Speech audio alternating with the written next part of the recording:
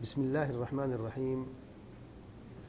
الحمد لله رب العالمين، والصلاة والسلام على أشرف الأنبياء والمرسلين نبينا محمد وعلى آله وصحبه أجمعين. أما بعد، عقیدہ طحاویہ کے شرح کا درس جاری ہے، اور آج کی نشست میں امام ابو جعفر الطحاوی رحمۃ اللہ علیہ فرماتے ہیں وَضَرَبَ لَهُمْ آجَالًا،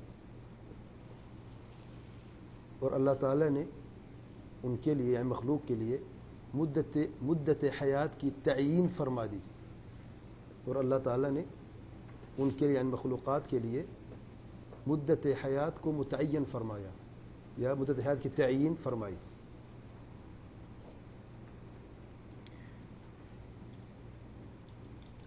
آپ ذرا غور کریں، اگر ابھی تک شیخ صاحب جو ہیں رحمۃ اللہ علیہ وہ معتزلہ کا رد کر رہے ہیں۔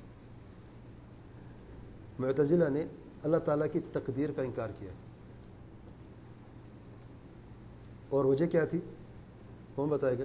معتزلہ نے کس بنیاد پر تقدیر کا انکار کیا؟ ایک بنیادی وجہ ہے، کیا تھی؟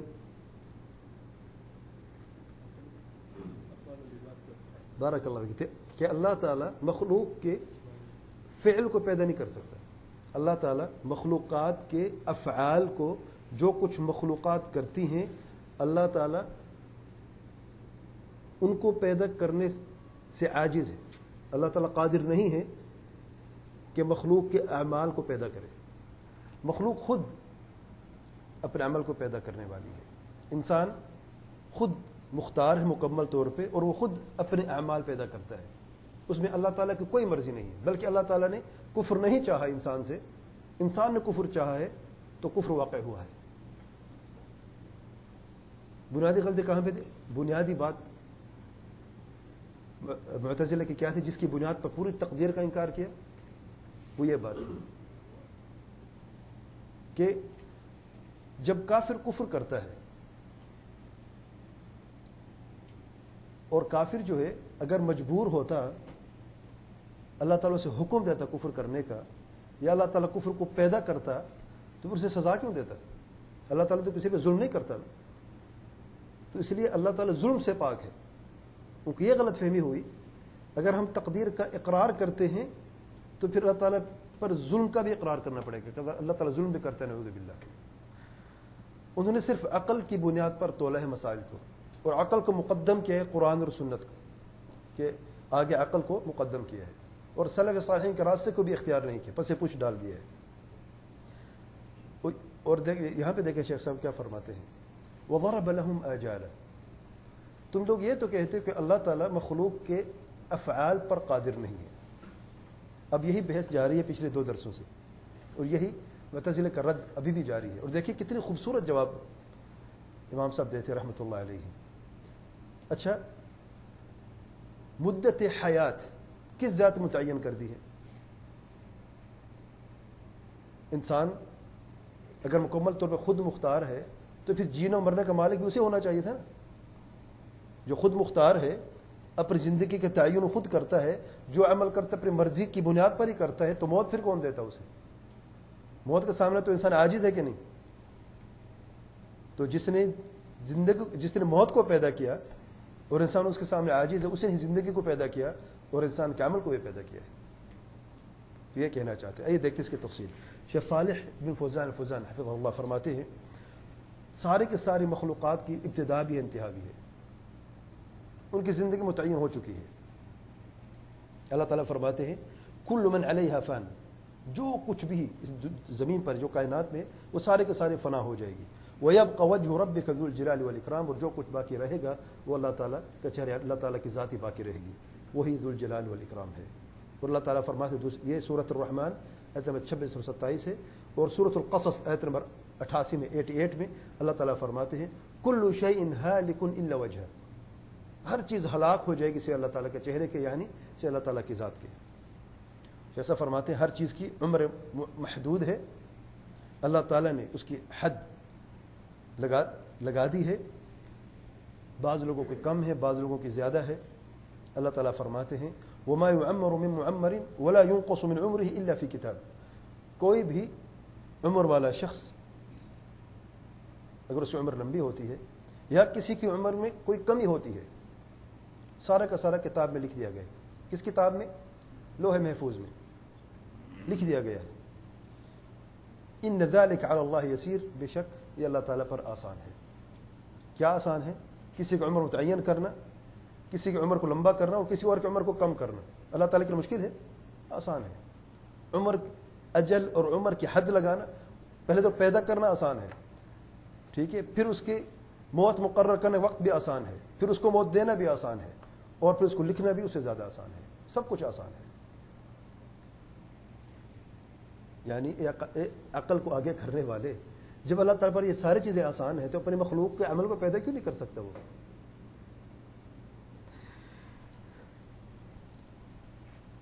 اور یہ اللہ تعالیٰ کی کمال ربوبیت کی نشانی ہے، سبحان اللہ۔ وہ جب کامل رب مانتے ہیں تو پھر قدرت کاملہ کیوں نہیں مانتے؟ دیکھیں، تقدیر اور قدرت کا معاملہ جو ربوبیت سے جڑا ہوا ہے، وہ کیسا رب ہے جو کامل بھی ہے لیکن قادر بھی نہیں ہے کامل، وہ ہے رب، وہ خالق بھی ہے، مالک بھی ہے، تدبیر بھی کرتا ہے، نفع نقصان کا مالک بھی ہے، مشکل کشا بھی ہے، حاجت روا بھی ہے، لیکن ہر چیز پر قادر نہیں ہے۔ کیا عقلاً ممکن ہے؟ نہ شرعاً ممکن ہے اور نہ ہی عقلاً ممکن ہے۔ السلام علیکم اللہ وبرکاتہ۔ بس جو اللہ تعالیٰ چاہتا ہے وہ ہو کے رہتا ہے، اور جو نہیں چاہتا وہ کبھی ہو نہیں سکتا۔ اسے تمہارا یہ کہنا کہ کافر نے کفر کو چاہا ہے، اللہ تعالیٰ نے کفر کو نہیں چاہا، اور کافر کی مرضی اللہ تعالیٰ کی مرضی پر مقدم آئی، یہی تو کفر ہے اصلاً۔ کس طریقے سے انسان یہ تصور کر سکتا ہے؟ اس لیے مومن کا ایمان کا یہ تقاضا ہے کہ کہے ان اللہ علی کل شیء قدیر ما شاء کان وما لم یشاء لم یکن۔ امام ابن العز الحنفی رحمۃ اللہ علیہ اس جملے کے تعلق سے فرماتے ہیں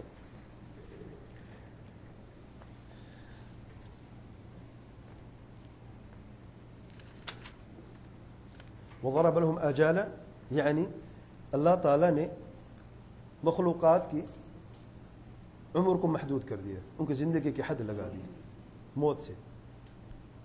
بس جب ان کا وقت آتا ہے تو نہ ایک گھڑی آگے ہوتا ہے نہ ایک گھڑی پیچھے ہوتا ہے۔ اللہ تعالیٰ فرماتے ہیں سورۃ النحل آیت نمبر 61 میں 61 میں فَإِذَا جَاءَ أَجَلُهُمْ لَا يَسْتَأْخِرُونَ سَاعَةً وَلَا يَسْتَقْدِمُونَ۔ بس جب ان کا وقت مقرر آ جاتا ہے، کس چیز کا وقت؟ موت کا وقت، پھر کیا ہوتا ہے؟ لا يستأخرون ساعة، ایک گھڑی، ایک لمحہ، ایک متعین وقت، چاہے وہ کم ہو یا زیادہ ہو، نہ آگے ہو سکتا ہے یہ عمر، نہ پیچھے ہو سکتی ہے۔ یعنی نہ تو عمر زیادہ ہو سکتی ہے نہ کم ہو سکتی ہے۔ مہلت، موقع ہرگز مل نہیں سکتا۔ جب موت آتی ہے تو پھر ایک گھڑی آگے پیچھے وقت نہیں ہو سکتا۔ اور سے مسلم ایک بڑی پیاری حدیث روایت ہے، سے عبداللہ بن مسعود رضی اللہ عنہ روایت کرتے ہیں کہ اللہ کے پیارے پیغمبر صلی اللہ علیہ وسلم کی زوجہ مطہرہ ام المؤمنین ام حبیب رضی اللہ عنہ ایک مرتبہ دعا کرتی ہیں۔ ذرا دعا پہ غور کریں اور اللہ کے پیارے پیغمبر صلی اللہ علیہ وسلم کے جواب پہ غور کریں۔ دعا دیکھیں، سید ام حبیب رضی اللہ عنہ دعا مانگتی ہیں، اے اللہ تعالیٰ مجھے میرے خاوند رسول اللہ صلی اللہ علیہ وسلم اور ابو سفیان کون ہے؟ ام حبیبہ کے والد ہیں، اور میرے بھائی معاویہ کا مجھے فائدہ عطا فرما، یعنی ان کی عمر میں اضافہ فرما۔ اللہ تعالیٰ کے پیارے پیغمبر صلی اللہ علیہ وسلم جب یہ دعا سنتے ہیں فرماتے ہیں تو نے اللہ تعالیٰ سے سوال کیا ہے کہ متعین اجل میں تاخیر ہو جائے اور جس قدر زندگی کے دن لکھے جا چکے ہیں ان میں اضافہ ہو، اور جو رزق قسمت میں لکھا جا چکا ہے اس میں اضافہ ہو۔ یاد رکھو، وقت مقرر میں تقدیم یا تاخیر نہیں ہو سکتی، بجائے اس کے اگر تو اللہ تعالیٰ سے سوال کرتی کہ وہ تجھے جہنم کے عذاب سے یا قبر کے عذاب سے بچائے تو تیرے لیے بہتر ہوتا۔ سبحان اللہ۔ جی، دعا مانگنے کے آداب اور طریقہ بھی ہوتا ہے۔ سید البشر صلی اللہ علیہ وسلم اور پوری دنیا میں، پوری کائنات میں آپ صلی اللہ علیہ وسلم کوئی معلم نہیں آیا، خیر البشر و خیر المعلمین صلی اللہ علیہ وسلم۔ اب دعا تو مانگ، مانگی ہے ام المؤمنین ام حبیبہ عنہا نے، لیکن اس دعا میں کمی تھی، ایسے الفاظ تھے جو بے فائدہ تھے. تو تنبیہ کس نے کی ہے؟ اللہ تعالیٰ کے پیارے پیغمبر صلی اللہ علیہ وسلم نے.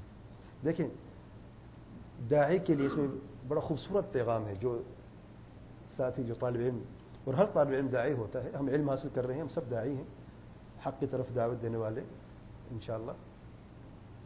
جب بھی آپ کسی کو ٹوکتے ہیں غلطی دیکھ کے، اب غلطی جب بیان کرتے ہیں تو کچھ نعم البدل بھی بیان کر دیا کریں، اس کا نعم البدل کیا ہے. بات سمجھ آ رہی ہے کہ نہیں؟ صرف ٹوکنے سے کام نہیں بنتا، غلطی انسان سے ہو جاتی ہے، نصیحت کرنی ہے پیارے انداز میں. یہاں پہ کیا فرمایا، کیا غلط کہہ رہی ہوگی، ایسے الفاظ کوئی ہیں یہ بالکل غلط ہے، وقت ضائع کیا تم نے، یہ کیا وہ نہیں، بڑے پیارے انداز میں غلطی کی تنبیہ فرمائی ہے کہ یہ جو دعا مانگی گئی ہے اس میں کوئی فائدہ نہیں ہے. کیوں فائدہ نہیں ہے؟ کیونکہ جو عمر اللہ تعالیٰ نے لکھ دی ہے اس میں کوئی کمی پیشی ہو سکتی ہے، کوئی زیادتی ہو سکتی ہے. جو رزق اللہ نے لکھ دیا ہے اس میں کوئی زیادتی کمی ہو سکتی ہے.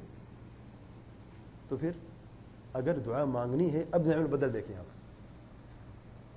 جہنم کے عذاب سے اور قبر کے عذاب سے نجات کی اگر دعا مانگتی تو تیرے لیے بہتر ہوتا. یہ تعلیمات ہیں پیارے پیغمبر صلی اللہ علیہ وسلم کے لیے.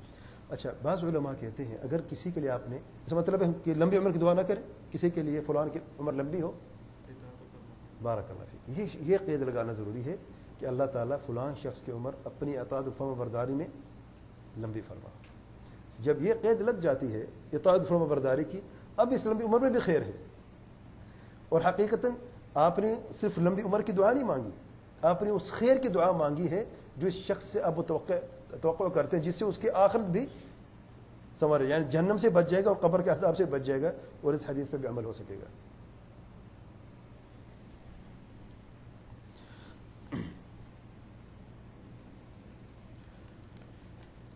جیسا فرماتے ہیں امام ابن عز الحنفی رحمۃ اللہ علیہ، فالمقتول میت باجلہ، جو مقتول ہے جسے قتل کیا گیا ہے، کہ اس کو وقت مقرر تھا یا اسے وقت سے پہلے مارا گیا؟ وقت مقرر تھا نا اس کا. تو اللہ تعالیٰ اپنے علم اور تقدیر میں، اللہ تعالیٰ علم کی بنیاد پر تقدیر میں لکھ دیا ہے کہ فلان شخص مرض کی وجہ سے مرے گا، فلان شخص کو قتل کر دیا جائے گا، قتل کی وجہ سے مرے گا، فلان شخص پر کوئی بلڈنگ یا کوئی عمارت گرے گی وہ اس وجہ سے مرے گا، اور فلان شخص جل کے مرے گا، فلان شخص ڈوب کے مرے گا، الی غیر ذلک من الاسباب. یہ سارے کے سارے اسباب ہیں، مختلف اسباب ہیں. اور اللہ تعالیٰ نے پیدا کیا ہے موت کو اور زندگی کو، اور موت کو اور زندگی کا سبب بھی کس نے پیدا کیا ہے؟ وہ بھی اللہ تعالیٰ نے پیدا کیا ہے. معتزلہ کیا کہتے ہیں؟ کیا سفر ہے وعند المعتزلہ، معتزلہ دیکھیں کیا کہتے ہیں. معتزلہ کہتے ہیں مقتول جو ہے اس کو وقت مقرر سے پہلے قتل کر دیا گیا، اب اس کو زندگی باقی تھی، لیکن جو قاتل ہے اس نے اس کی زندگی لے لی ہے، چھین لی ہے اس سے پہلے کہ اس کا وقت مقرر آ جاتا. کوئی عقل مند یہ بات کر سکتا ہے؟ اور عقل والے کہاں سے ٹھوکر کھاتے ہیں؟ عقل سے ہی کھاتے ہیں ہمیشہ. وہ عقل جو شریعت کے نصوص کے سامنے سر نہیں جھکا سکتی یا جھکانا نہیں چاہتی، تو پھر اس کا انجام یہی ہوتا ہے. یہ آپ کو تعجب ہو رہا ہے اور واقعی عجیب بات ہے. اور معتزلہ اپنے وقت کے دانشور لوگ تھے، عجب بات دیکھیں آپ، اتنی بڑے سر بڑے عقلیں تھیں ان لوگوں کی، لیکن جب شریعت کے سامنے اپنے سر کو جھکانا نہیں سیکھا تو پھر ایسی باتیں سامنے کو آئی، اور آج ہم بھی تعجب کر رہے ہیں. اور میرے بھائی یہ بات آج کل کی نہیں ہے، صدیاں گزر گئی ہیں. یہ عقائد ہے لوگوں کے، آج بھی عقائد ہے لوگوں کے کہ شریعت کے نصوص سے آگے عقل، منطق، لاجک آگے ہے. ہم کیسے شریعت کی ہر بات کو مان لیں؟ تو اللہ نے عقل کیوں دی ہمیں؟ اس لیے عقل دی ہے. کتنی عجب بات ہے کہ قاتل اگر مقتول کو قتل نہ کرتا تو وہ بیچارہ زندہ رہتا.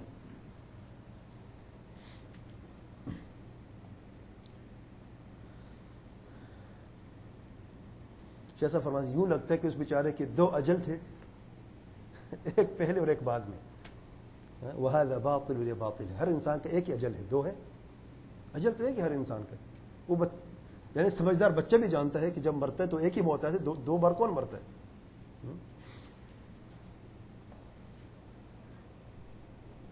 اور یہ بھی اللہ تعالیٰ کے لیے جائز نہیں ہے، لائق نہیں ہے کہ کوئی شخص اللہ تعالیٰ یہ تہمت لگائے۔ اللہ تعالیٰ نے اجل تو دو لکھی، یہ نہیں پتہ اللہ تعالیٰ کو کس اجل میں بیچارہ مرے گا، یہ کہ قاتل اس کی جان لے گا تب اس کی جان جائے گی، یا وہ اجل جو اگر قاتل نہیں مارا تو اس اجل تک اس نے پہنچنا تھا۔ تو اللہ تعالیٰ کس چیز کو تہمت ہے؟ جہالت کی تہمت، اللہ تعالیٰ نہیں جانتا۔ دیکھیں تقدیر کے علم سے کتنا گہرا تعلق ہے۔ تو علم سب سے پہلا مرتبہ ہے۔ جب آپ کہتے ہیں اللہ تعالیٰ ہر چیز جانتا ہے، تو پھر یہ بات سرے سے ختم ہو جاتی ہے کہ اللہ تعالیٰ یہ نہیں جانتا کہ اس نے کب مرنا ہے اور کیسے مرنا ہے، کس سبب کی بنیاد پہ مرنا ہے۔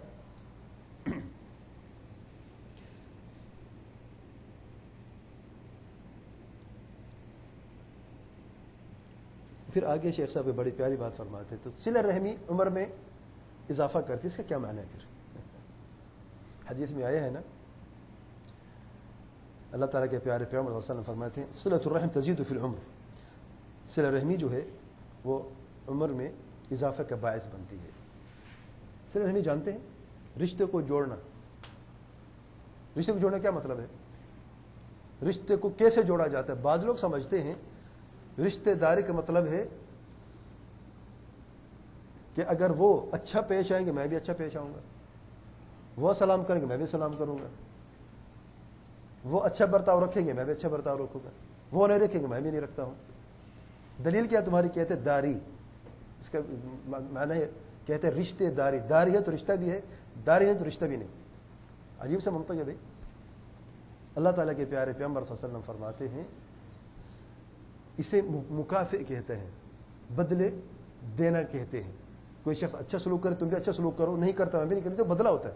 یہ صلہ رحمی نہیں ہوتی۔ صلہ رحمی کا معنی ہے احسان کرنا، یہ یاد رکھیں میری بات، اکثر لوگ اس چیز سے غافل ہیں۔ صلہ رحمی کا معنی ہے کہ وہ توڑیں اور آپ جوڑیں، وہ بد سلوکی کریں اور آپ حسن سلوکی کریں، اسے کہتے صلہ رحمی، احسان کا نام ہے۔ وبالوالدین احسانا وقضى ربك الا تعبدوا الا اياه وبالوالدین احسانا وبذی القربى والیتامى۔ ذی القربى کون ہے؟ رشتہ دار ہے نا۔ والدین سب سے پہلے الگ سے بیان فرمایا ہے، اور یہ قاعدہ ہمیشہ بیان کرتا ہوں میں، جو اپنے والدین کا نہیں وہ کسی اور کا بھی نہیں۔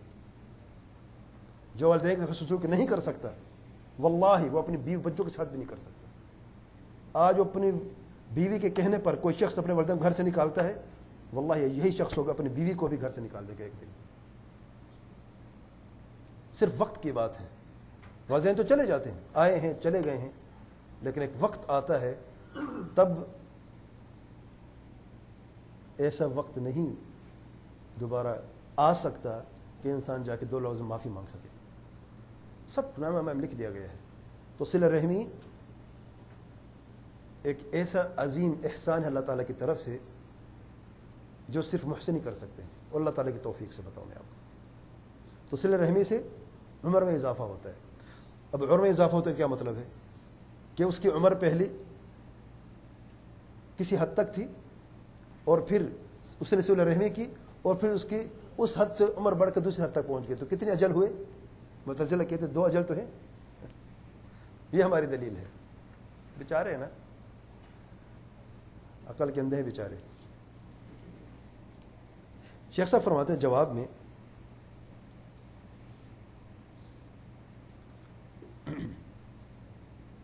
یہ بات بالکل غلط ہے۔ اللہ تعالیٰ نے عمر مقرر بھی فرمائی ہے، اور اس عمر کی زیادتی کی جو سبب ہے وہ بھی مقرر فرمایا، وہ بھی پیدا کیا، وہ بھی مقرر فرمایا ہے، اور توفیق بھی اللہ تعالیٰ نے ہی دی ہے۔ لیکن لکھا کیا گیا ہے؟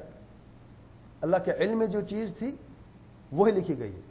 اللہ کے علم میں کیا چیز تھی لکھنے سے پہلے؟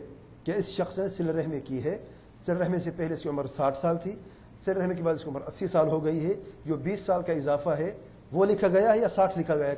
کون سے لکھا ہے لوح محفوظ میں؟ 80 لکھا گیا ہے۔ کیوں؟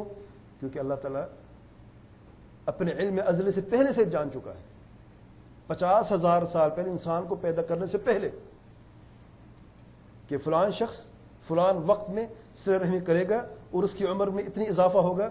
قلم کو لکھ دو، قلم نے 50,000 سال پہلے لکھ دیا ہے۔ قلم نے کیا لکھا ہے؟ 60 نہیں لکھا، قلم نے 80 ہی لکھا ہے۔ سبحان اللہ۔ اجل کتنی ہے؟ 1 ہے 2 ہے؟ 1 ہی اجل ہے۔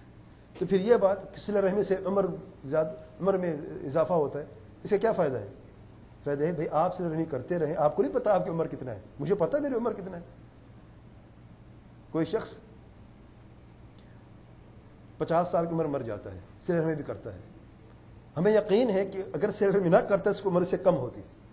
اب اس کی 50 سال کی عمر یا 60 سال کی عمر جو پہنچا ہے صلہ رحمی کرتے ہوئے, یہی اس کا اجل, یہاں پر اس کی عمر مکمل ہوئی ہے.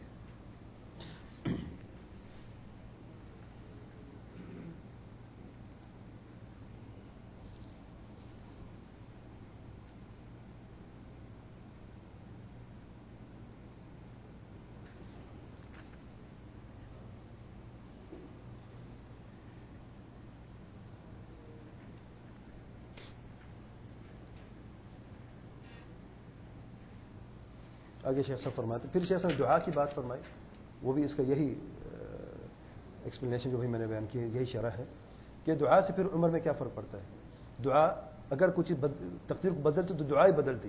ایک حدیث میں آیا ہے کہ کیا دعا تقدیر کو بدل سکتی ہے؟ میرے بھائی, دعا سے تقدیر بدلتی نہیں ہے, جو لکھی جا چکی ہے. لکھنے سے پہلے دعا سے تقدیریں بدلی ہیں. جیسے صلہ رحمی سے انسان کی عمر میں اضافہ ہوا ہے, اسی طریقے سے دعا سے بھی انسان کی تقدیر میں جو چیزیں زیادہ کم ہوئی ہیں وہ سارے کے سارے جب لکھ دے گی تب دعا سے وہ اس میں کبھی بھی کوئی تبدیلی نہیں آتی. ہم دعا کیوں مانگیں جب تبدیلی نہیں ہوتی روح محفوظ میں؟ دعا کیوں مانگیں؟ الدعاء هو العبادہ. میرے بھائیو, دعا عبادت ہے. ہم عبادت کرتے سے دعا اللہ تعالیٰ سے مانگتے ہیں اور ہمیں یقین ہوتا ہے کہ اللہ تعالیٰ دعائیں قبول فرماتا ہے. ہم نہیں جانتے روح محفوظ میں کیا ہے, یہ دعا قبول ہوئی نہ ہوئی ہمیں کیا پتہ ہے. ہمیں حکم دے کہ دعا مانگو, اور قبولیت ہمارے بس کی بات نہیں ہے. جو ہماری بس کی بات ہے, جو عمل ہم کر سکتے وہ تو کرتے ہیں, اور جو نہیں کر سکتے وہ اللہ تعالیٰ کے سپرد ہے. جیسے کہ صلہ رحمی کرتے ہیں تو ہمیں یقین ہوتا ہے کہ اللہ تعالیٰ کی طرف سے ہمیں اس کا اجر ملے گا, اور جو نہیں کرتے وہ لوگ خطرے میں ہیں. تو دعا کیوں مانگتے ہیں؟ تقدیر کو تبدیل کرنے کے لیے نہیں میرے بھائی. تقدیر تبدیل نہیں ہوتی, لیکن کیا ہم جانتے ہیں میرے تقدیر میں کیا ہے؟ کوئی شخص جانتا ہے؟ کوئی بھی نہیں جانتا ہے. جب تقدیر کے بارے میں نہیں جانتے, اور دعا اگر تقدیر کو کوئی چیز بدل سکتے تو دعا ہی بدلتی, یہ ہم جانتے ہیں, تو پھر دعا مانگنی چاہیے کہ نہیں؟ اور حدیث میں یہ لفظ ہے کہ تقدیر بدلے گی. اگر کوئی چیز بدلتی تو وہ دعا ہی ہوتی. حدیث میں یہ لفظ ہے کہ تقدیر بدلا کرتی دعا سے, تو حدیث میں لفظ تو نہیں ہے. حدیث تو واضح الفاظ ہے. اگر کیا معنی ہوتا ہے؟ یقیناً نہیں میرے بھائی. اگر کا معنی ہے اگر یہ چیز, اگر اس کا امکان ہوتا ہے اس چیز کا تو اس طریقے سے ہوتا ہے, ورنہ حقیقت کیا ہے یہ ناممکن ہے. اور پھر جو دعا مانگتا ہے, اللہ کے پیارے پیغمبر صلی اللہ علیہ وسلم فرماتے ہیں کہ 3 میں سے ایک چیز ضرور ملتی ہے. یا دعا قبول ہوئی اور یہ مقصد تھا, پورا ہو گیا, یا دنیا میں کوئی اور چیز اس جیسی کوئی اور مصیبت اور چیز جس کا انسان کو علم نہیں, اللہ تعالیٰ وہ ٹال دیتے اسی دعا سے. ہم نہیں جانتے, ہمارا علم قاصر ہے, ناقص ہے, کہ کون سی مصیبت آ رہی تھی. اللہ تعالیٰ نے جو دعا ہم نے رزق کے لیے مانگی, اور دعا اللہ نے قبول کی کسی اور چیز کے لیے, کسی اور مصیبت, رزق کا تعلق نہیں تھا اس کا, لیکن اللہ تعالیٰ نے دعا قبول فرمائی. یا نہ یہ اور نہ وہ, آخرت میں نام اعمال میں یہ دعا اعمال صالحہ بن کر آئیں گی, جہاں پر ایک ذرے کی بھی انسان کو حاجت ہوگی. ومن يعمل مثقال ذرة خيرا يره. دیکھیں مثقال ذرہ اور دعا میں کتنی وزن ہے, سبحان اللہ.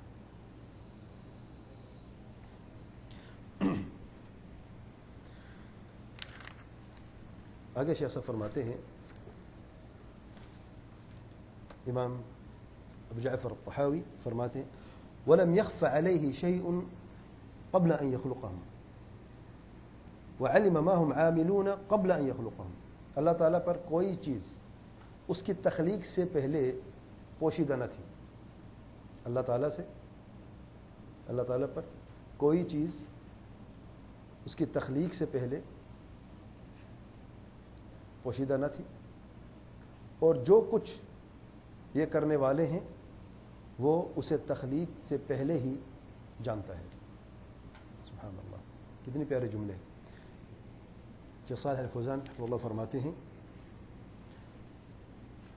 اللہ تعالیٰ ہر چیز کو اس کے وجود سے پہلے جانتا ہے، اس کی تفصیل بھی جانتا ہے. اور یہ ہرگز بات درست نہیں ہے کہ اللہ تعالیٰ کسی چیز کے بارے میں اسے پیدا کرنے کے بعد ہی جانتا ہے. انسان، مخلوق، ہم کیا چیز جانتے ہیں؟ جب چیز موجود ہو تب جانتے ہیں نا، یا جس کے ہمیں خبر ملتی ہے. اللہ تعالیٰ کا علم ازلی ہے. مخلوق کو پیدا کرنے سے پہلے اللہ تعالیٰ نے مخلوق کی پوری تفصیل جان لی ہے. ضروری نہیں کہ جب مخلوق موجود ہوگی تب اللہ تعالیٰ جانے گا. تو علم تو پہلے سے ہی ہے، قدرت بھی پہلے سے ہی ہے پیدا کرنے سے. تو پھر اللہ تعالیٰ کا صفت خلق کی کہ وہ خالق ہے، وہ مخلوق کو پیدا کرنے کے بعد کیسے آئی؟ پہلے سے خالق کیوں نہیں ہے وہ؟ دیکھیں کیسے پکڑا ہے عقل والوں کو، عقل سے کیسے پکڑا ہے. پچھلے درس میں بیان کیا تھا نا کہ معتزلہ انکار کرتے ہیں کہ اللہ تعالیٰ نے جب تک مخلوق کو پیدا نہیں کیا وہ خالق نہ تھا، مخلوق کو پیدا کرنے کے بعد وہ خالق ہوا. ٹھیک ہے، پھر اس کی بھی نفی کر دی. معتزلی مانتے اللہ تعالیٰ خالق، پتہ صفت الخلق معتزلی انکار کرتے، کہتے اب ہم یہ بھی نہیں مانتے. کیوں؟ عقل نہیں مانتی. کیوں عقل کیوں نہیں مانتی؟ کہ اس میں تسلسل الحوادث لازم آتا ہے کہ اللہ تعالیٰ نے ایک چیز پہلے موجود نہیں تھی پھر آئی وجود میں. تو جیسا کہ مخلوق پہلے موجود ہے پھر وجود میں آتا ہے، تو اللہ تعالیٰ ان چیزوں سے بالا تر ہے کہ اللہ تعالیٰ کی ذات سے کوئی بھی ایسی چیز ناممکن ہے اللہ تعالیٰ کی ذات کے تعلق سے کہ پہلے موجود نہ تھی وہ پھر وجود میں آئی. تو پھر خالق مخلوق میں کیا فرق ہے؟ مخلوق پہلے نہ تھی پھر وجود میں آئی. دیکھیں عقل نے کیسے کام کیا ان کا. تو یہاں پہ شیخ صاحب فرماتے ہیں اب قدرت کی صفت کو دیکھ لیں، علم کی صفت کو دیکھ لیں، وجود کی صفت کو دیکھ لیں. سارے صفات اللہ تعالیٰ کی، اور دونوں میں کوئی مثلیت نہیں خالق مخلوق کے بیچ میں کہیں سے بھی. تو اللہ تعالیٰ مخلوق کو پیدا کرنے سے پہلے بھی خالق ہے، مخلوق کو پیدا کرنے سے پہلے بھی عالم ہے، مخلوق کو پیدا کرنے سے پہلے بھی قادر ہے.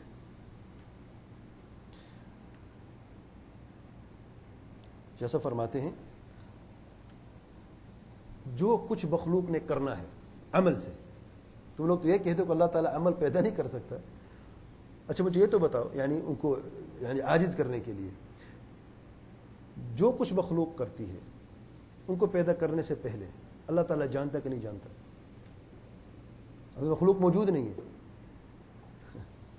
دیکھیں علم ازلی کہ جس نے عمل کرنا وہ موجود نہیں ہے، ابھی خلق میں اس کا کوئی وجود نہیں ہے کائنات میں. اللہ تعالیٰ اپنے علم ازلی یہ جان چکا ہے کہ کون سی مخلوق کس وقت کیا عمل کرے گی،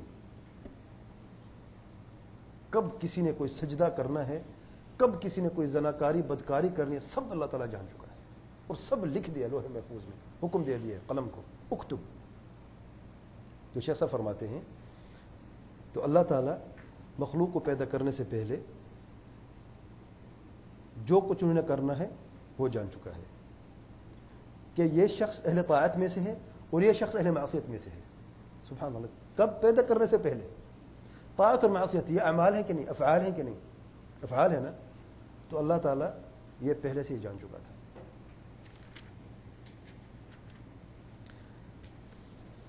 امام ابن ابی العز الحنفی رحمۃ اللہ علیہ اس جملے کے تعلق سے فرماتے ہیں فإنه سبحانه يعلم ما كان وما يكون وما لم يكن أن لو كان كيف يكون. سبحان اللہ تعالیٰ سب کچھ جانتا ہے، جو ہو چکا وہ بھی جانتا ہے، جو ہو رہا ہے وہ بھی جانتا ہے، اور جو نہیں ہوا اگر ہوتا کیسے ہوتا وہ بھی جانتا ہے. یعنی جو معدوم ہے جس کا کوئی وجود نہیں، اگر وہ بھی ہوتا اسے کیسا ہونا چاہیے تھا اللہ وہ بھی جانتا ہے. سبحان اللہ. یعنی تم تو موجودات کی بات کر رہے ہو، اللہ تعالیٰ کا علم، اللہ تعالیٰ کا علم یہ ہے. پھر اللہ تعالیٰ فرماتے ہیں سورۃ انعام آیت 28 کی آیت بیان فرماتے ہیں وَلَوْ رُدُّوا لَعَادُوا لِمَا نُهُوا عَنْهُ.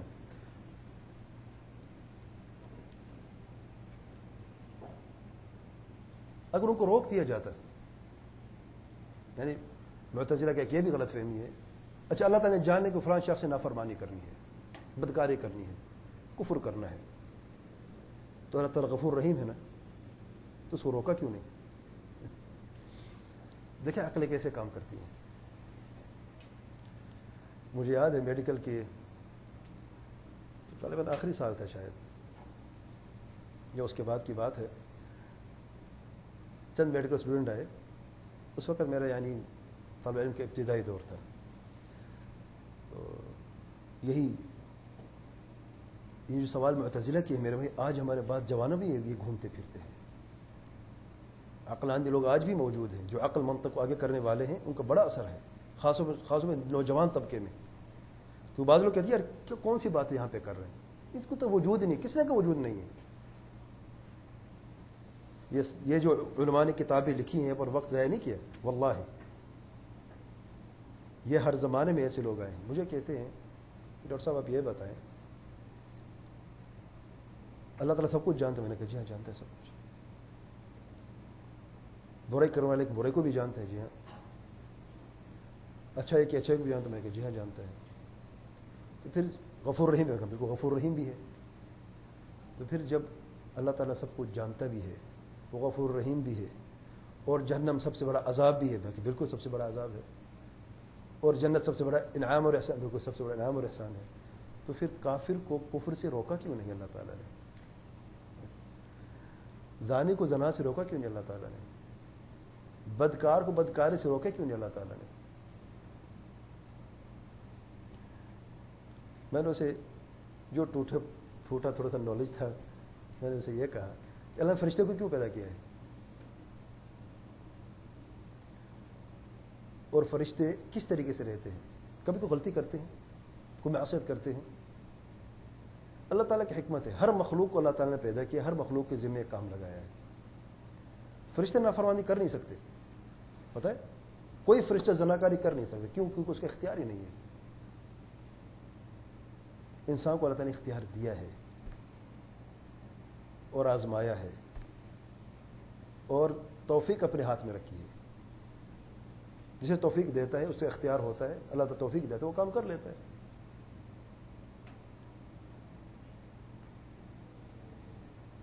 اور پھر اگر اللہ تعالیٰ ہر بندے کو ہر برے کرنے کو روک لیتا زبردستی، زبردستی ہوا نا، ایک بندہ زنا کرنا چاہتا ہے، اللہ تعالیٰ اسے زبردستی روک دیا ہے، اس کو جنت دینا کوئی اچھا لگتا ہے؟ پھر کیا خیال ہے؟ اس کو پھر جزا دینا، سزا نہیں جزا دینا اچھا لگتا ہے؟ ایک شخص زبردستی پہ اتر آئے، اس نے کرنا ہے، اس نے برائی کرنی ہے، آپ اس کو زبردستی اچھائی کی طرف لے کے پھر جنت دیں گے؟ کیا اسے کیا کہتے ہیں؟ اسے انصاف ہے؟ احسان ہے؟ ایک بندہ برائی کرنا ہی چاہتا ہے، اچھا ایک بندہ برائی نہیں کرنا چاہتا لیکن برائی نے گھیر کے رکھا ہے، اسے بار بار دعا بھی کرتا ہے اللہ تعالیٰ مجھے بچاؤ برائی سے، اللہ تعالیٰ شخص کو بچا دیتا ہے. دونوں برابر ہیں کیا؟ سبحان اللہ. تم لوگ کہتے ہو کہ دونوں برابر ہیں، اللہ تعالیٰ کا انصاف کہتے دونوں برابر نہیں ہے.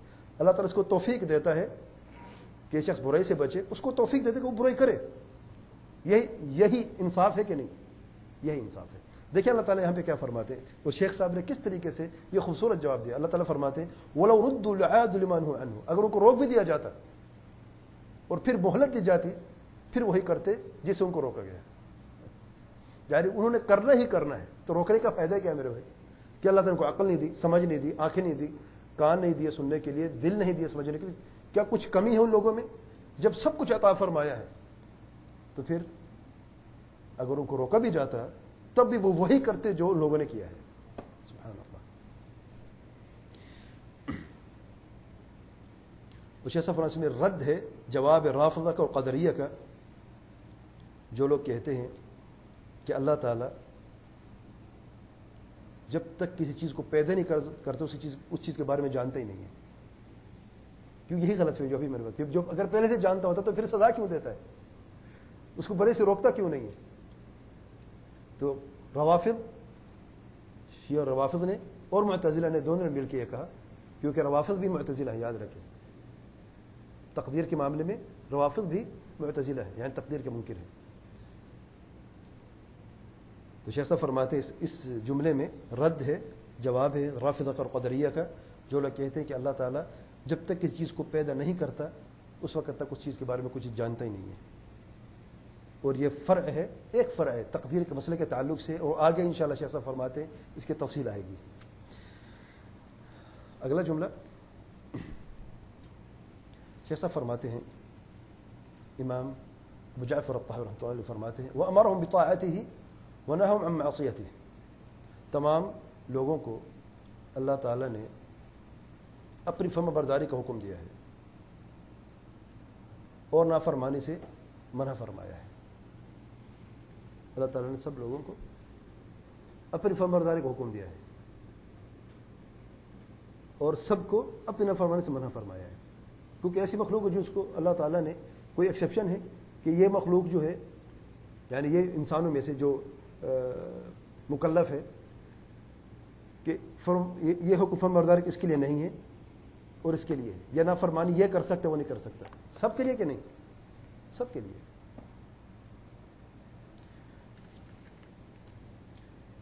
ابھی جملے کا اس بات سے کوئی تعلق ہے، بڑا گہرا تعلق ہے۔ شیخ صالح بن فوزان الفوزان نے جب اس جملے کی تشریح کی ہے واللہ سینے میں ٹھنڈک پڑ گئی ہے، کتنی خوبصورت الفاظوں سے انہوں نے اس کی تشریح کی ہے۔ سچ بات ہے میں نے بہت کم علماء کی زبان سے میں نے یہ الفاظ سنے ہیں۔ شیخ صاحب فرماتے ہیں، شیخ صالح بن فوزان الفوزان حفظہ اللہ، جملہ کیا ہے؟ وَأَمَرَهُمْ بِطَاعَتِهِ وَنَهَاهُمْ عَنْ مَعْصِيَتِهِ، اللہ تعالیٰ نے سب کو حکم دیا اپنی فرمانبرداری کا اور نافرمانی سے سب کو منع فرمایا ہے۔ شیخ صالح فوزان فرماتے ہیں جیسے کہ اللہ تعالیٰ کا یہ فرمان ہے وَمَا خَلَقْتُ الْجِنَّ وَالْإِنسَ إِلَّا لِيَعْبُدُونَ، سورۃ الذاریات نمبر 56 میں شیخ صاحب فرماتے ہیں خلقہم اولا، پہلے ان کو پیدا کیا، پھر پیدا کرنے کے بعد اپنی عبادت کا حکم دیا ہے۔ خلق تو پہلے ہے، یعبدون بعد میں ہے، پہلے پیدا بھی اللہ تعالیٰ نے خود کیا ہے، کسی اور نے نہیں کیا، پھر اپنی عبادت کیا ہے، توحید عبادت کا حکم بھی اللہ تعالیٰ خود دیا ہے۔ بس اللہ تعالیٰ نے ان کو حکم دیا اپنی فرما برداری کو اور عبادت کا، اور اللہ تعالیٰ پہلے سے جانتا ہے، اللہ تعالیٰ پہلے سے جانتا تھا کہ لوگ کرنے والے کیا ہیں، اس پہ عمل ہوگا نہیں ہوگا، اللہ تعالیٰ پہلے سے جانتا کہ نہیں جانتا؟ سبحان اللہ، یہ جانتے ہوئے بھی کہ بعض لوگ انکار کریں گے، پھر حکم کیوں دیا؟ دیکھیں کیسا فرماتے ہیں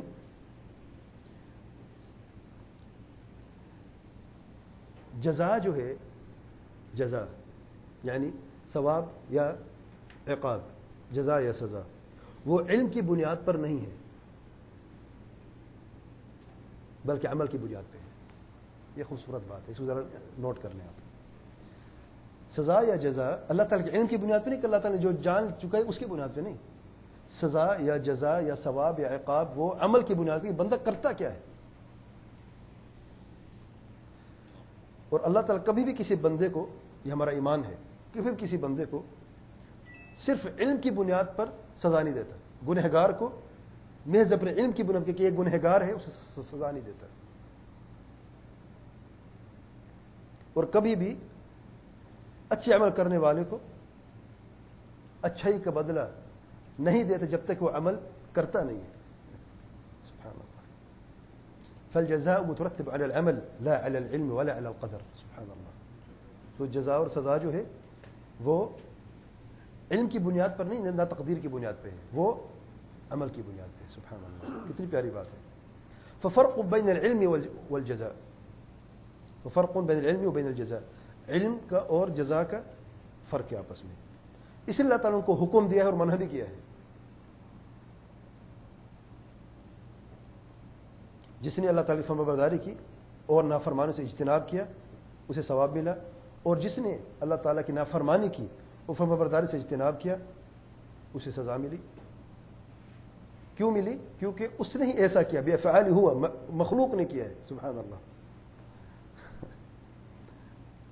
مخلوق کے فعل سے اللہ تعالیٰ نے اسے جزا یا سزا دی ہے، اللہ تعالیٰ کے فعل سے نہیں اللہ تعالیٰ نے جزا سزا کسی کو دی۔ فرق ہے فعل المخلوق و فعل الخالق، مخلوق کے فعل کی بنیاد پر سزا یا جزا ملی، خالق کے فعل یا خالق کے عمل کی بنیاد پہ نہیں۔ فالعبد هو المصلی والمزکی والحاج والمجاہد، نمازی کون ہے؟ زکوٰۃ دینے والا کون ہے؟ حاجی کون ہے؟ مجاہد کسے کہتے ہیں؟ خود یہ بندہ ہے کہ نہیں؟ اور کیوں کہتے ہیں حاجی؟ حج کرتے تو حاجی کہتے ہیں، نماز پڑھتے تو نمازی کہتے ہیں، جہاد کرتے تو مجاہد کہتے ہیں، زکوٰۃ دیتے تو زکوٰۃ دینے والا کہتے ہیں۔ تو جڑا کس چیز سے ہے؟ یہ عمل سے جڑا ہوا ہے۔ اور اس نمازی کی سزا ہے یا جزا ہے؟ سبحان اللہ، اس طریقے سے حاجی کی سزا ہے یا جزا ہے؟ تو سزا جو کس چیز سے جڑی ہوئی ہے؟ بارک اللہ فیک، سبحان اللہ۔ اچھا، فالاعمال تنسب الیہ لا الی اللہ، اعمال، کوئی شخص کہتا ہے اللہ نے نماز پڑھی ہے، اللہ نے زکوٰۃ دی ہے،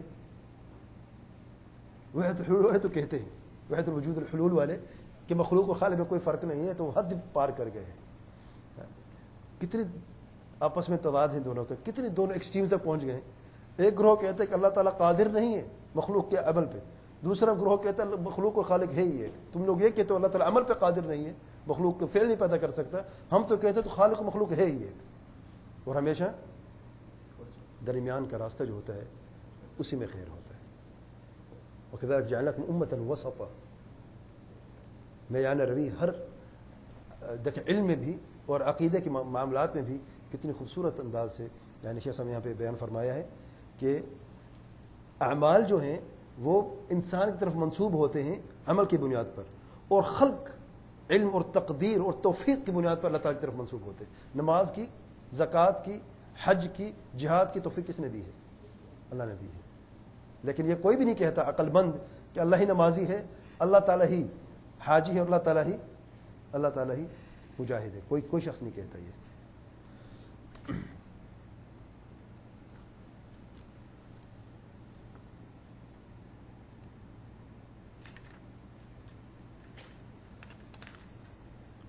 آج درس میں اتنا کافی ہے، اگلا جو ذرا لمبا ہے وہ ابھی بھی تقدیر کا معاملہ جاری ہے، انشاءاللہ کے درس میں تقدیر کے معاملے کو پورا مکمل کروں گا میں، اور اس کے بعد پھر شیخ صاحب دوسرے اصل پہ بات کرتے ہیں رسولوں پر ایمان۔ ابھی تک اللہ تعالیٰ پر ایمان کی بات ہو رہی ہے، سبحان اللہ۔ دیکھیں کتنے درس ہو گئے، تقریباً 12واں درس ہے۔ ابھی ہم نے تقریباً اللہ تعالیٰ کی معرفت کے تعلق سے تقریباً 20% پڑھا ہوگا پوری کتاب میں سے۔ ابھی پھر دوسرے اصل پہ بات ہوتی ہے رسولوں پر ایمان کے تعلق سے، پھر بیچ میں تقدیر کے معاملے بھی آتے ہیں، اور کتاب کے تقریباً ہر ایک حصے کے بعد آپ دیکھیں کہ اللہ تعالیٰ معرفت شروع سے لے کے آخر تک اللہ تعالیٰ کی معرفت کے تعلق سے جو شیخ صاحب نے یہاں پہ باتیں فرمائی ہیں، یعنی سچ باتیں، بے مثال، بے نظیر باتیں بیان فرمائی ہیں۔ یہ حسن تصنیف، یہی وجہ کہ یہ اتنی مقبول و مشہور یہ متن جو ہے عقیدہ طحاویہ کا رسول جماعت کے علماء کے نزدیک، اگرچہ یہ حنفیوں کا عقیدہ ہے، لیکن حنفیوں نے اس عقیدے سے بالکل فائدہ نہیں اٹھا اور پس پوچھ ڈال دیا۔ کاش کہ وہ اپنے امام، اور بلکہ اپنے اماموں کے جو معتبر امام ہیں ان کے، امام ابو حنیفہ رحمۃ اللہ علیہ، امام قاضی ابو یوسف اور امام محمد حسن الشیبانی رحمۃ اللہ علیہ مجمعین، کاش کہ جیسے کہ ان کو فقہ لی ہے، فقہ سے پہلے ان کے عقیدہ کو لے لیتے تو آج فقہ میں بھی جو غلطیاں دیکھتے ہیں یہ بھی نہ ہوتی۔ سچ بات ہے میرے بھائیوں، اللہ تعالیٰ کا انصاف ہے، جب بنیاد کو چھوڑا، اصل کو چھوڑا، تو فرع میں غلطی تو ہونی ہی تھی، اور جس نے بھی اپنی بنیاد کو لازم پکڑا، وہ بنیاد کو، عقیدہ کو درست کیا ہے، اللہ تعالیٰ سے توفیق عطا فرماتا ہے کہ آہستہ آہستہ وہ حق اور روشنی کے قریب ہوتا جاتا ہے۔ ایک وقت آتا ہے کہ وہ جتنی بھی غلطیاں تھیں اس کو واضح نظر آئیں گی۔ آج غلطی نظر کیوں نہیں آتی؟ اگرچہ یعنی فروع مسائل میں، نماز کے فروع مسائل میں یا عبادات یا معاملات میں بغیر ولی کے نکاح ہو جاتا ہے۔ اب یہ فتویٰ کیوں آیا ہے بغیر ولی کے نکاح کا ہونا؟ آپ سب فرماتے ہیں بغیر ولی کے نکاح ہوتے نہیں ہے، ٹھیک ہے، امام صاحب کو حدیث نہیں ملی، امام سے فتویٰ دے دیا ہے۔ آج یہ حدیث سنتے بھی ہیں، پڑھتے بھی ہیں، دیکھتے بھی ہیں، اور یہ بھی پتہ ہے کہ صحیح حدیث ہے، کیوں چھوڑا ہے جانتے ہیں؟ اللہ تعالیٰ نے توفیق نہیں دی، سمجھنے کی توفیق نہیں۔ کیوں؟ کیونکہ یہاں پہ دل میں خرابی ہے، دل پہ پردے ہیں بدعقیدگی کے، تو توفیق کہاں سے آئے گی؟ فروعی مسئلہ نہیں سمجھ میں آئے گی جب تک کہ اصولی مسئلہ سمجھ میں نہیں آتا۔ اسے میرے بھائیوں میری گزارش ہے، اپنے عقیدے کو درست کریں۔ واللہ جس کا عقیدہ صحیح ہے، قرآن سنت کے مطابق ہے، سلف صالحین کی سمجھ کے مطابق ہے، اس کی دل بھی روشن ہو جاتا ہے، اس کی زندگی بھی روشن ہو جاتی ہے۔ لیکن جس کے عقیدے میں بگاڑ ہے، غلطی ہے، اور اس کو درست کرنے کی کوشش بھی نہیں کرتا، اپنے منہج کو سیدھا نہیں کرتا، وہ کہتے ہیں ٹیڑھا ہی صحیح تو ٹیڑھا ہی صحیح، ہمارے علماء غلط ہیں، سارے بولے تو تمہارے علماء ٹھیک ہیں، تو واللہ کبھی بھی اس کو توفیق نہیں ملی جب تک کہ اللہ کہ اللہ تعالیٰ کی خاص رحمت نازل ہو، اللہ تعالیٰ اس کے دل کو پھیر دے، لیکن جب تک وہ اپنی ہر درمی پر قائم ہے تو اسے توفیق نہیں ملتی، یاد رکھیں۔ اللہ تعالیٰ سے دعا کرتا ہوں اللہ تعالیٰ ہم سب کو علم نافع عمل صالح کی توفیق عطا فرمائے، قرآن اور سنت پر چلنے کی، سلف صالحین اور منہج کو سمجھنے کی، عمل کرنے کی توفیق عطا فرمائے۔ سبحان ربک رب العزة عما یصفون وسلام علی المرسلین والحمد للہ رب العالمین وصلی اللہ وسلم علی نبینا محمد وعلی آلہ وصحبہ اجمعین۔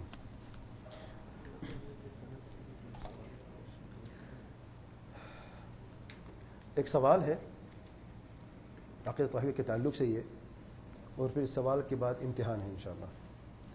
سوال یہ ہے کہ عقیدہ طحاویہ امام ابو جعفر طحاوی سے ثابت نہیں ہے سندن، اور جب اس عظیم امام سے یہ عقیدہ ثابت ہی نہیں ہے تو پھر اس عقیدہ کا اہتمام کرنا، اس کو پڑھنا، اس کو پڑھانا میں صرف وقت ضائع کرنا ہے اور کوئی فائدہ حاصل ہونے والا نہیں ہے، کیونکہ یہ عقیدہ امام صاحب سے ثابت ہی نہیں ہے۔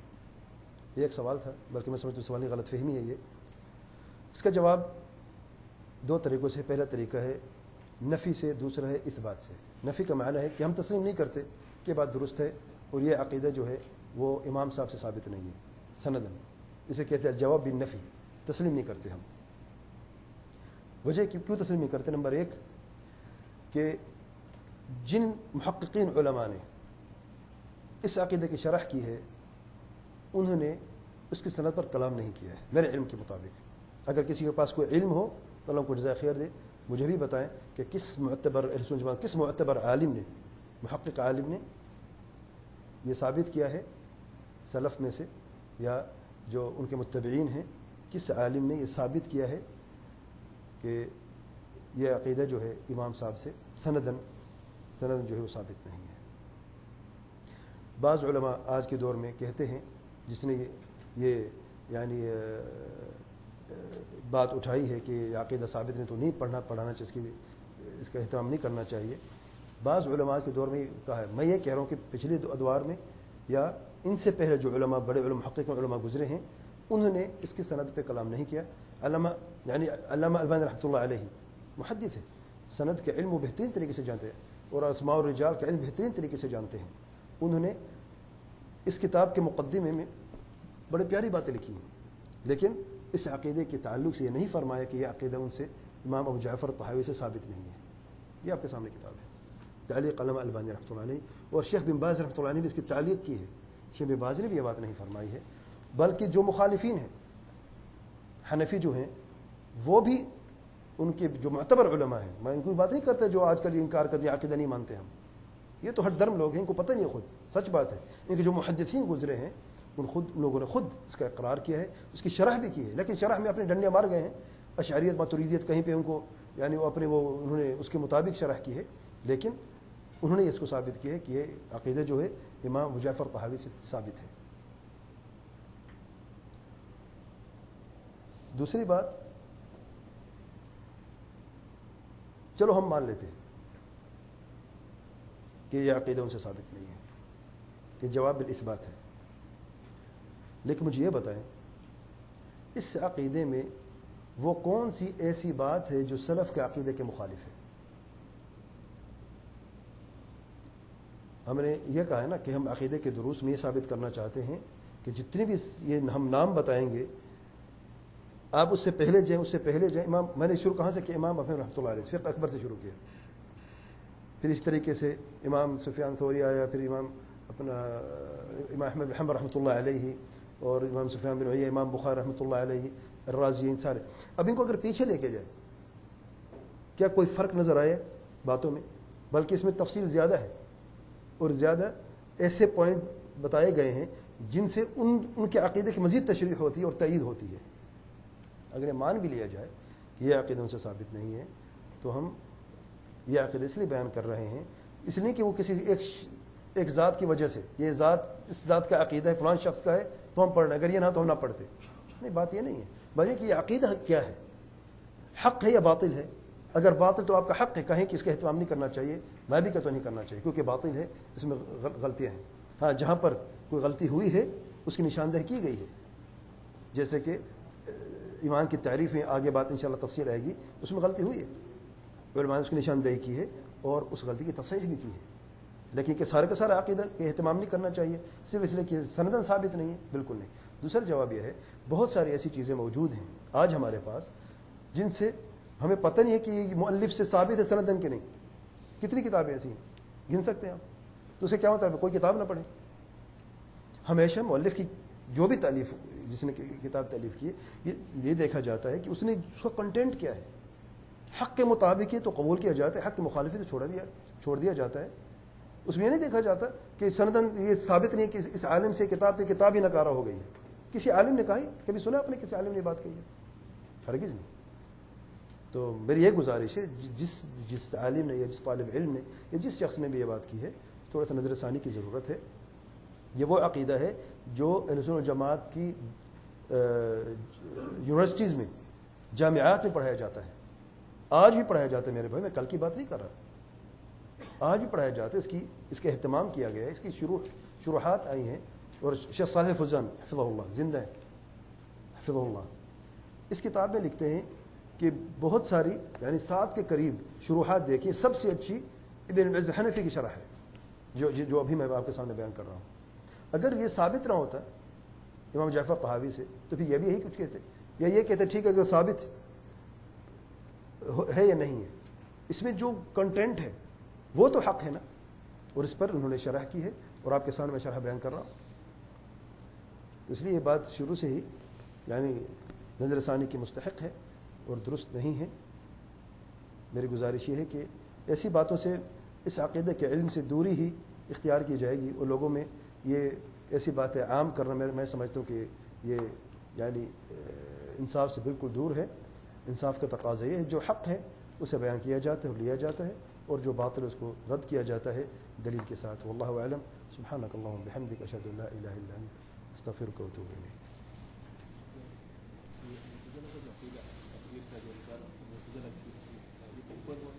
جی تقدیر کا انکار، یہ میں کہہ رہا ہوں کہ بھائی کہ یہ سوال ہے کہ تقدیر کا انکار کفر ہے کہ نہیں، معتزلہ کافر ہے کہ نہیں. یاد رکھیں جو قدریہ تھے، قدریہ پر کفر فتویٰ لگائے، قدریہ کافر ہے کیونکہ انہوں نے جو پہلے 2 مرتبے ہیں علم اور کتاب، ان کے دونوں کا انکار کیا. معتزلہ نے دونوں کا اقرار تو کیا ہے، علم کا بھی اقرار کیا ہے اور کتابت کا بھی اقرار کیا ہے، لیکن چاہت کا اور خلق کا انکار کیا کہ اللہ تعالیٰ نے چاہا نہیں ہے کفر، اللہ تعالیٰ نے کفر کو پیدا بھی نہیں کیا. بس سمجھ آئے. 500 عالم نے کفر کو فتویٰ لگایا ہے، معتزلہ بھی 500، لیکن اتفاق اجماع نہیں ہے. اس لیے معتزلہ کافر ہیں، اس پہ اختلاف ہے. قدریہ کے کفر پر اور جہمیہ کے کفر پر اتفاق اور اجماع ہے. واللہ اعلم. سبحانک اللہم و بحمدک، اشہد ان لا الہ الا انت، استغفرک و اتوب الیک.